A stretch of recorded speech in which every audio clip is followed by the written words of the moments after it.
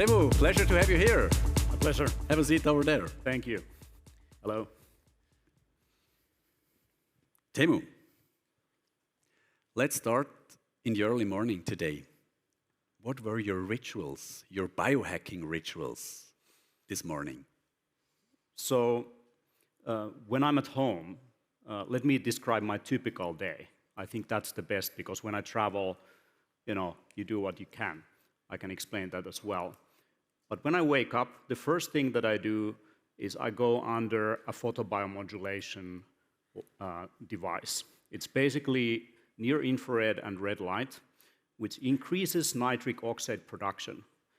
It increases the dilation of blood veins, increases blood flow. Also what it does, it triggers in the mitochondria, the energy centers in the cells, the production of ATP, which is energy. It's basically like having a cup of coffee without actually drinking it. The next thing that I do, I go into an infrared sauna. That's far infrared. And that kind of, generates heat from the inside. And I do my journaling, my meditation, all of that in there. Afterwards, I hydrate myself. I use electrolytes because the cell signaling requires minerals that are basically the building blocks of electric signaling in the nervous system and between cells. After that, I do some exercise. I don't really go to the gym. I mainly do this kind of high-intensity interval training kind of thing, about 10 minutes using body weight as the main thing. And then I make my morning coffee. And in my morning coffee, what I put in there is beef testicles and Rudolph the reindeer's bone broth. Real story. And explain us the testicle thing. Really important detail. The testicles actually and organ meats. I sometimes put organ extracts in my coffee as well. There's some butter and some spices and all that. It's actually super delicious. And it has all the things that hardly imaginable. Everyone in the audience, if I would measure most of you, you would be deficient of, 83% would be deficient of magnesium. There will be high occurrence of deficiency of B vitamins, B12 for example. And I would presume many of you have lower NAD levels that go down with age than what would be ideal. And that is the consequence of stress and modern lifestyle. Stress hormones require building blocks, amino acids, B vitamins, and the whole mitochondrial function, how your cells are producing energy, and NAD levels have been linked to longevity.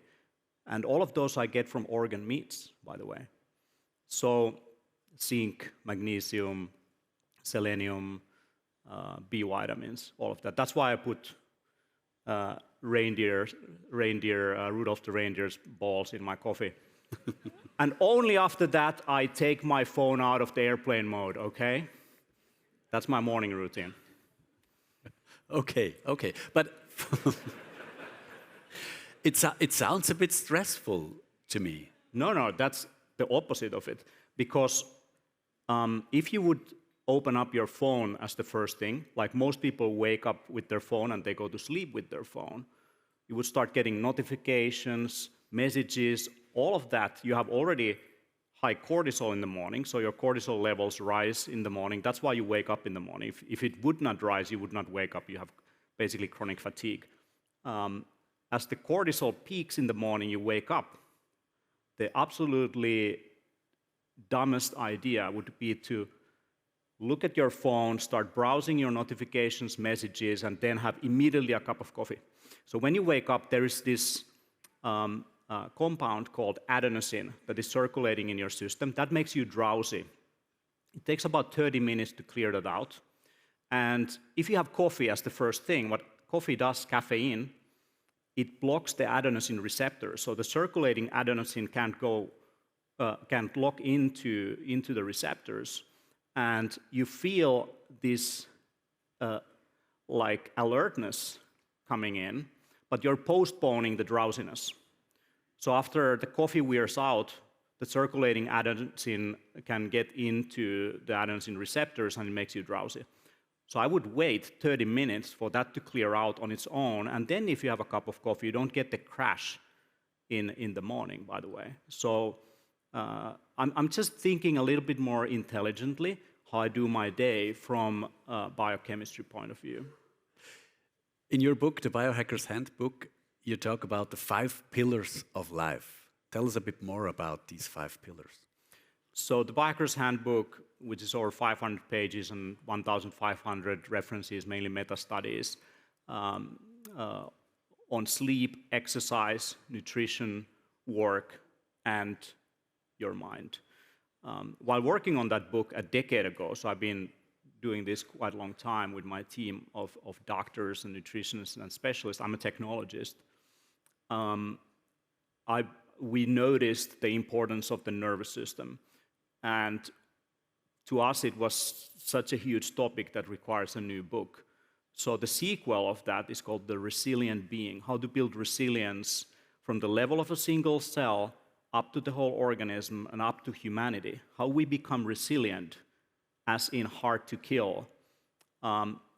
In a sense, we exist in a very narrow ecological spectrum where life is possible. Imagine temperature, for example. How long can you last in a sauna, a Finnish sauna? How long can you last in an ice bath? Not long. How long can you how high in the mountain can you go? How deep in the ocean can you go? How long can you hold your breath? These are all the things that biohackers do. That's why I go to the sauna. That's why I do an ice bath 3 times a week. That's why I hold my breath. I do breath work. And I practice basically the boundaries of where life is possible. And lo and behold, that is what triggers all the hormonal, biochemical, and epigenetic cascades that make you live longer.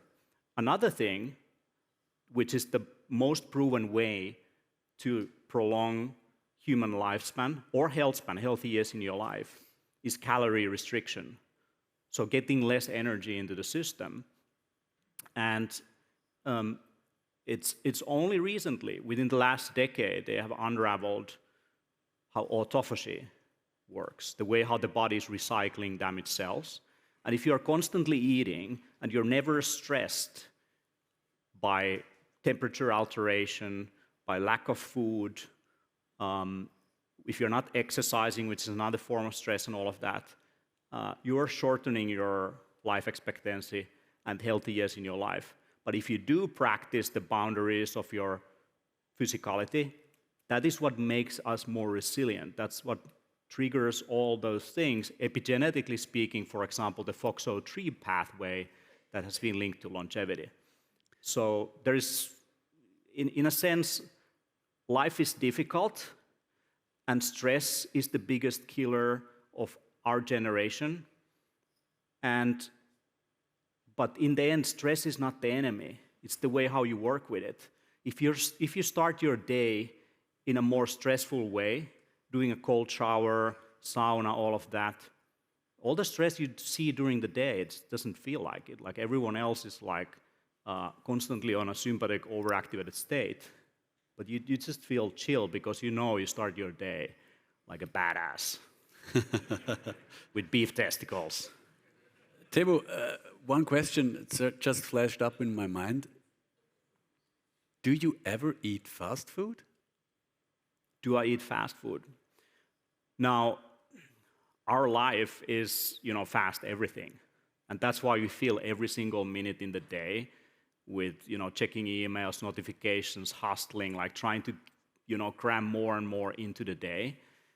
What artificial intelligence can teach us is how can you do things more intelligently? How how can you almost like virtualize yourself or create an algorithm out of yourself? But you have to understand that you're already an algorithm. And as a biohacker, I realized that fundamentalism doesn't, really help. It's 20-80 rule, the Pareto's law.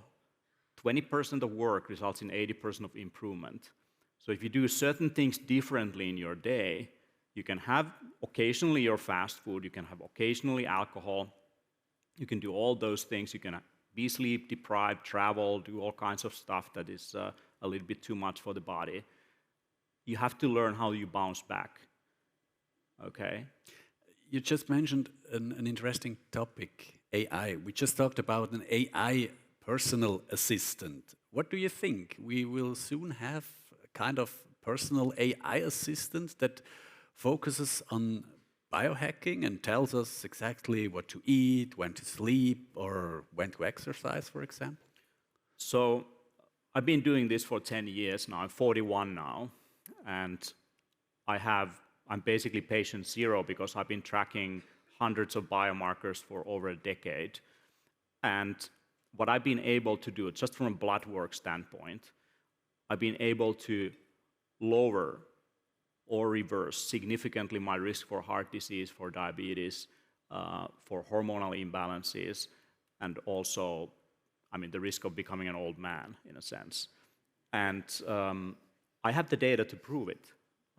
And it's not like just some random test I did. It's something where you see cumulative improvement over a decade. And arguably, I'm more stressed. I have more responsibility. I have much more things on my plate that I had 10 years ago. So it's never too late to start. Actually, the older you become, the more effective all these things will be for your health span, for your longevity.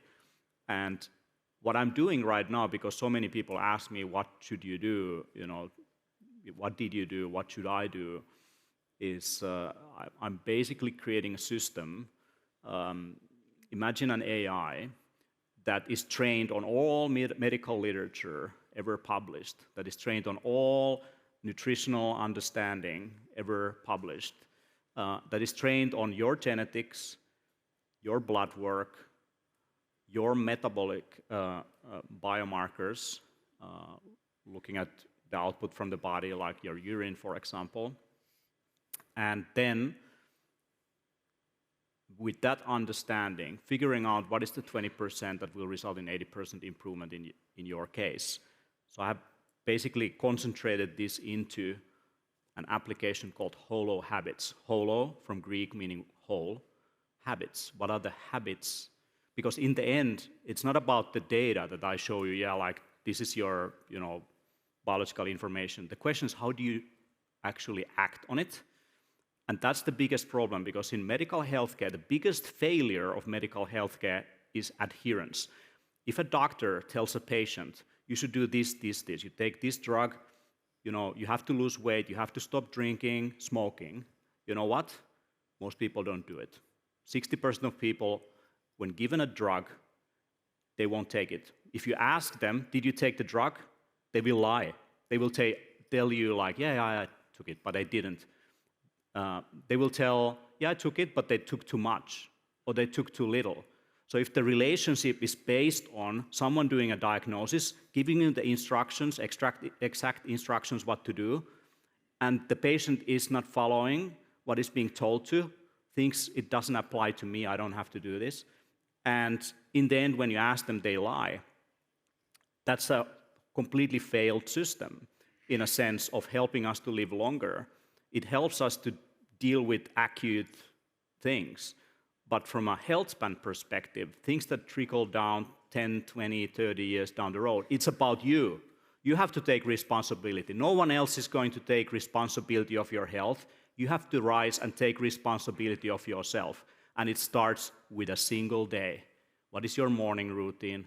What kind of choices you make when you go to the cafeteria or for lunch? What kind of thing would you do when you have a brief moment, 1 minute to think about your life? Do you take your phone, start browsing your notifications?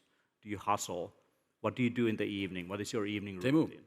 So perfect one day, and you will change your life. When you were 30 years old, you completely changed your lifestyle. What was the reason? I think a lot of us need a trigger, right? You know, you need someone to, you are basically, you're back against the wall. Like there is no turning back in a sense.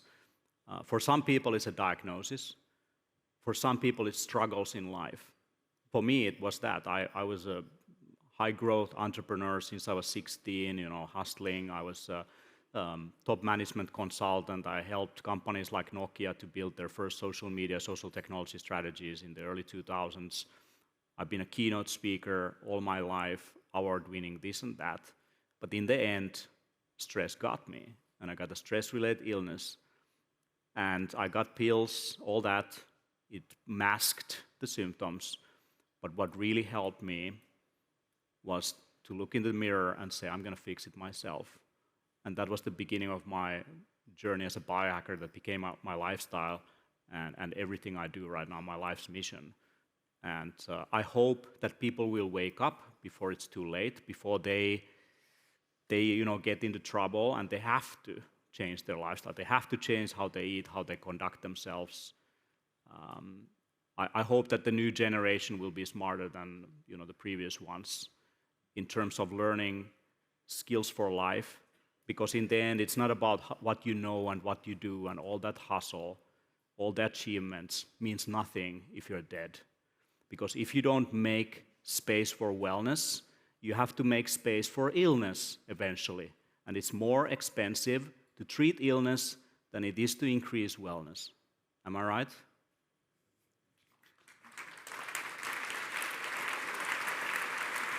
A question out of the audience. How old are you? You already mentioned it, 41. And what is your life expectation? Yeah, that's a good question. The limit for human lifespan is 120. What I really think about is health span. How many healthy years will I have in my life? And on average, people spend 13% of their life in a suboptimal condition with chronic degenerative diseases, diabetes, cardiovascular disease, Parkinson's, nervous system issues, cancers, all kinds of stuff that slowly kills you. Now, I want to make that shorter. My dream, it doesn't really matter how long I live. For me, what matters is that I die boots on, so that 13% is as close to zero as possible. Our time's already up. Last question. What initial steps would you recommend for someone looking to start with biohacking? Look in the mirror, ask yourself, what is your problem? Start tracking that. Find any technological means, or even journaling helps, that you start to pay attention to yourself, because the old age teachings of mindfulness and meditation, yoga, all of that actually boils down to paying attention to what is happening in this very present moment. And if you pay attention to sleep, if you pay attention to exercise, if you pay attention to what you eat, you know what? In science, there's this thing called observer effect. When something's being observed, things change. So start from that. Teemu, it was a pleasure having you with us. Thank you very much.